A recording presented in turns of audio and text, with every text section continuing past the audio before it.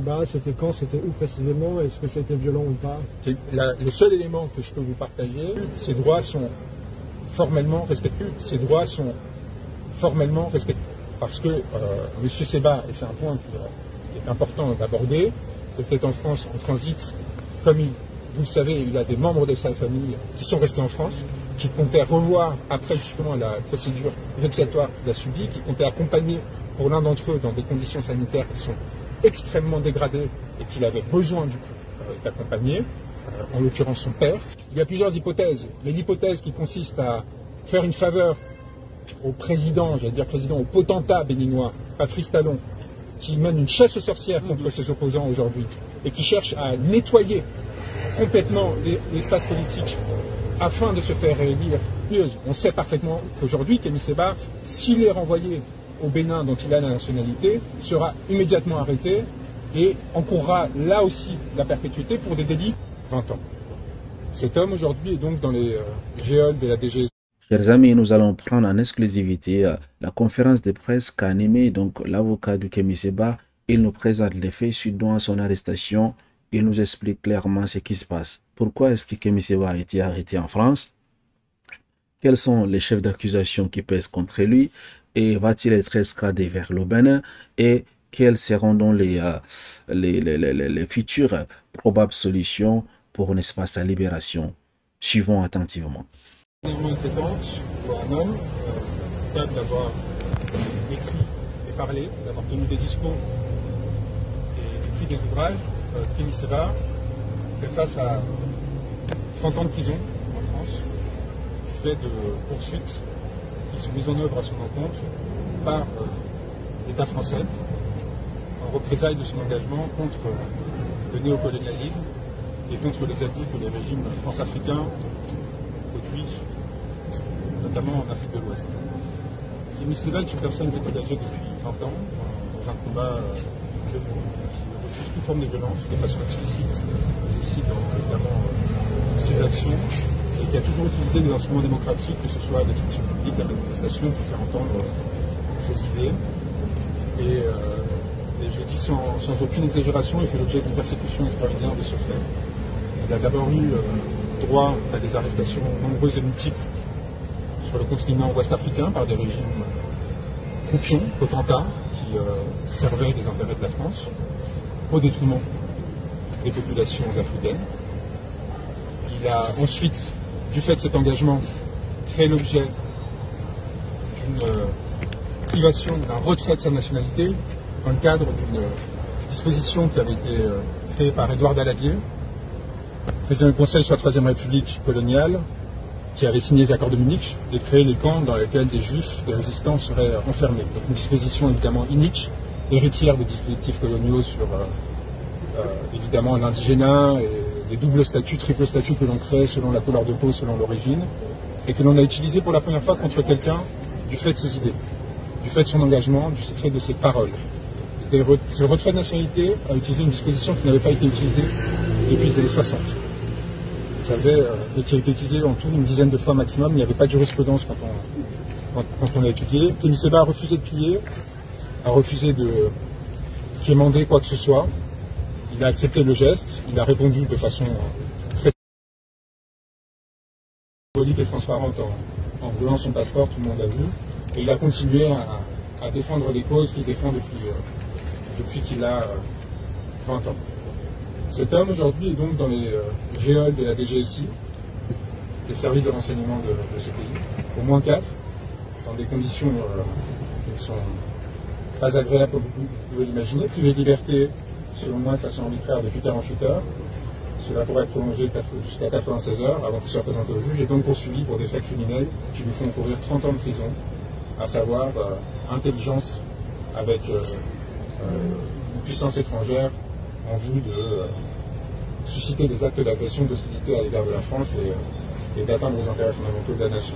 C'est une disposition qui est issue du code militaire, donc qui a vocation à s'appliquer à des militaires, à des fonctionnaires, à des personnes qui, dans le passé, ça a été vu, qui ont volé des plans de centrales nucléaires, qui ont travaillé avec des services de renseignement.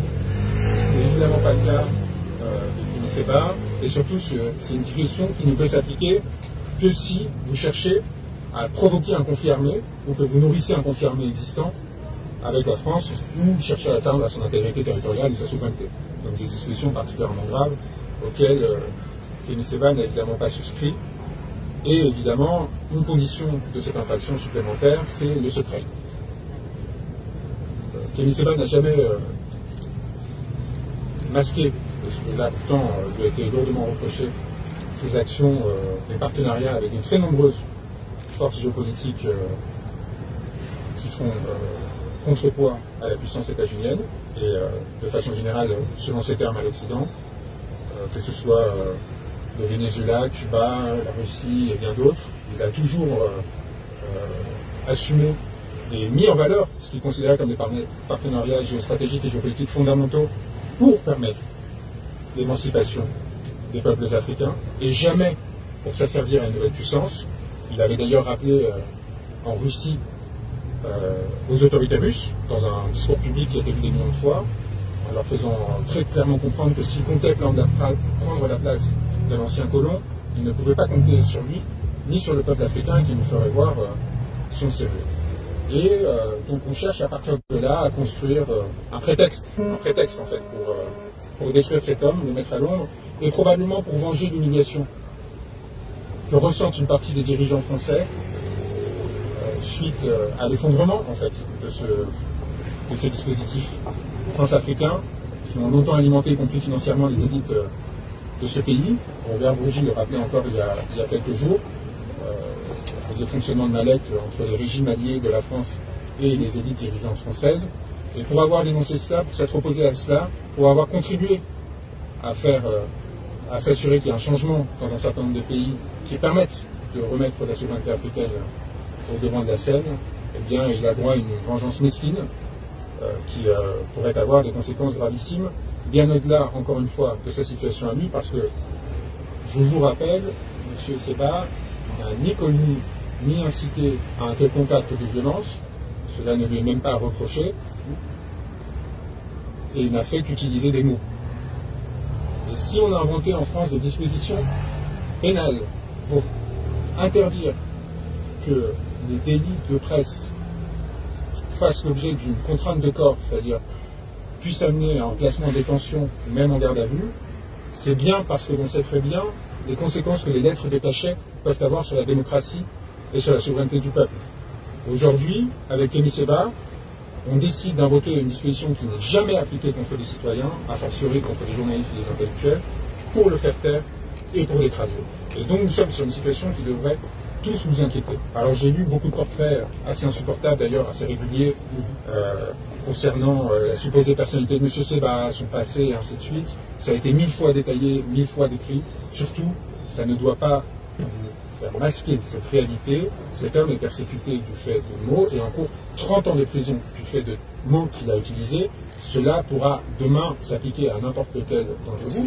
Et surtout, ceux qui sont le plus exposés dans cette situation-là, ce sont les journalistes français qui exercent à l'étranger et qui, parce qu'ils auraient un lien avec les gouvernements français, parce que par exemple l'AFP est financé par le gouvernement français, ou parce que Le Monde a justement un certain nombre d'aides publiques et ainsi de suite, pourraient à son tour, que ce soit par représailles ou tout simplement parce que plus personne ne donne l'exemple, parce qu'on est dans un monde où désormais on peut arrêter des journalistes, des militants, des activistes du fait de leurs mots sans aucune contrainte particulière, sans aucune protection légale, eh bien ils pourraient à son tour se retrouver exposés à cela, et ces régimes pourront invoquer des affaires comme celle de Kémy Séba pour légitimer leur acte et mettre en œuvre ces dispositions. Kémy Séba, par ailleurs, comme vous le savez, est titulaire d'un passeport diplomatique, parce qu'il a été nommé conseiller spécial du président du Niger, du chef d'État nigérien. Cela aurait dû lui permettre de circuler librement dans l'espace Schengen. Il était évidemment sur le territoire européen de façon légale. Il n'a fait l'objet d'aucune interdiction de territoire. Il avait obtenu son visa grâce aux autorités espagnoles dans le cadre d'un ordre de mission du Notterban qui ont été transmises légalement. Et donc, il aurait dû, dans le pire des cas, même si ça m'apparaît injustifié, déclarer persona non grata et expulser et tout simplement renvoyer au Niger. Ça n'a pas été le cas. Évidemment, on s'assied non seulement sur les conventions de Vienne relatives aux missions spéciales, particulièrement sur ce point-là, mais également sur les usages diplomatiques, qui, sur ces questions-là, sont quand même assez clairs. Lorsque un pays de l'Union européenne accueille une personne qui est dans le cadre de la mission spéciale, qui est donc une disposition spécifique des conventions de Vienne, par courtoisie, les autres États de l'Union européenne respectent évidemment les protections diplomatiques qui lui sont accordées. Ça n'a pas été le cas. On ne le revendique pas spécialement parce que, par ailleurs, M. Sebha est parfaitement innocent des faits qui lui sont reprochés. Mais par contre, on a parfaitement conscience de l'instrumentalité de cette procédure. C'est des procédures qui ne peuvent être initiées qu'avec un accord politique, que sur instruction gouvernementale. Il n'est pas à la DGSI pour rien.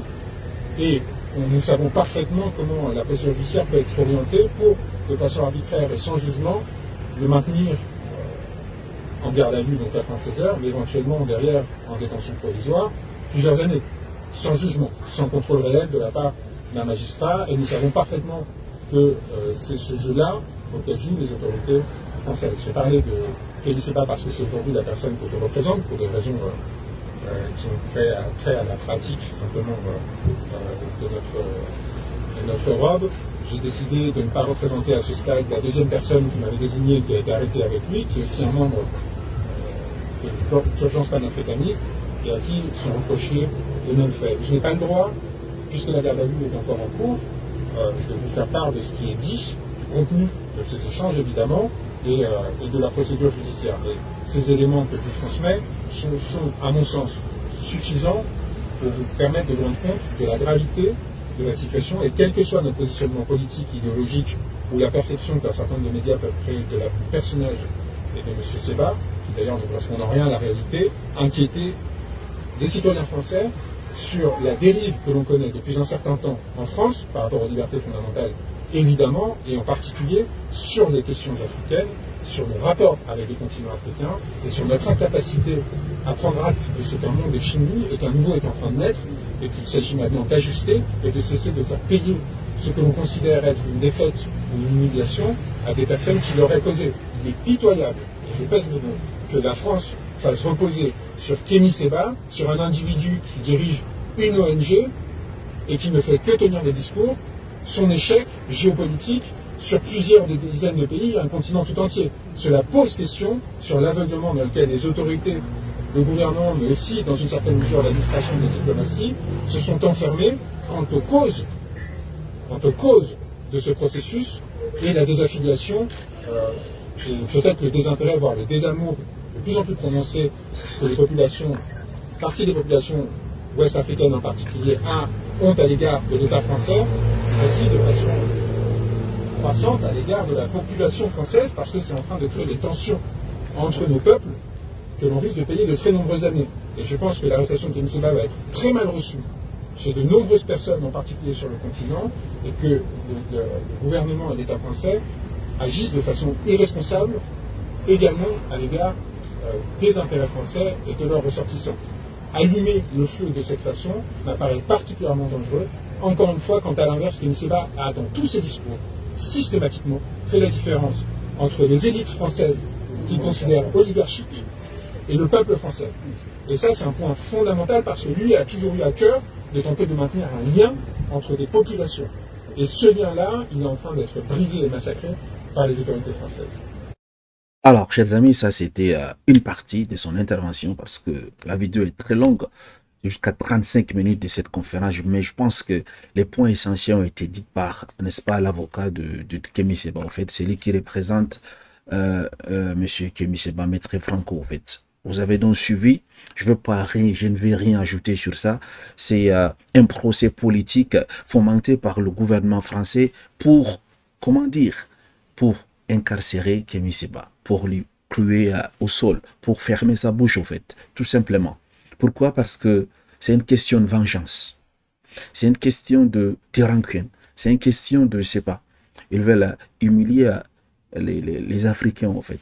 Parce que lorsqu'on coupe la tête du serpent, cela veut dire que les restes vont se décourager. Une façon de décourager les panafricains. Donc, il n'est pas coupable. Il n'est coupable absolument de rien. Il n'a rien fait, au fait. Et il encourt une peine de combien de temps? De 30 ans d'emprisonnement. Vous voyez? Donc, à toute la population africaine que je vois, il y a des commentaires un peu partout par là. Qu'est-ce qu'il allait faire en France, n'est-ce pas? Il avait déchiré son passeport, toutes ces choses. Il faut bien faire la différence entre des choix de sa nationalité et interdiction, n'est-ce pas, d'entrer sur le territoire. Et apparemment, ce n'est même pas à cause de ça qu'on l'a arrêté, au fait. On ne l'a pas arrêté à cause de ça. Vous avez suivi la conférence de presse de Maître Franco. On ne l'a pas arrêté parce qu'il est entré illégalement en France. Il faut donc laisser avec des commentaires bidons, en fait. C'est un procès politique. La France veut se venger de tous ces échecs géopolitiques en Afrique, en fait. Que ce soit, ils ont été chassés du Mali, du Burkina Faso, du Niger, toutes ces choses. Pourquoi? Parce que les activités de Kémy Séba, son ONG, ouvrent enfin les yeux aux Africains. Les Africains prennent leur destin en main, en fait. Et la France n'aime pas les gens comme ça. Par le passé, on a déjà vu ce qui s'est passé avec les leaders africains qui ont été tués, déportés, condamnés. Ça s'est passé. Regardez un peu Thomas Sankara, les Oumiobe, les Toumani Touré. Ils sont nombreux qui ont été, n'est-ce pas, comment dire, assassinés, tués, déportés par la France, en fait, le gouvernement français. Nos Africains, au lieu de critiquer Kémy Séba, pourquoi est-ce qu'il est là-bas, il faut le soutenir, en fait.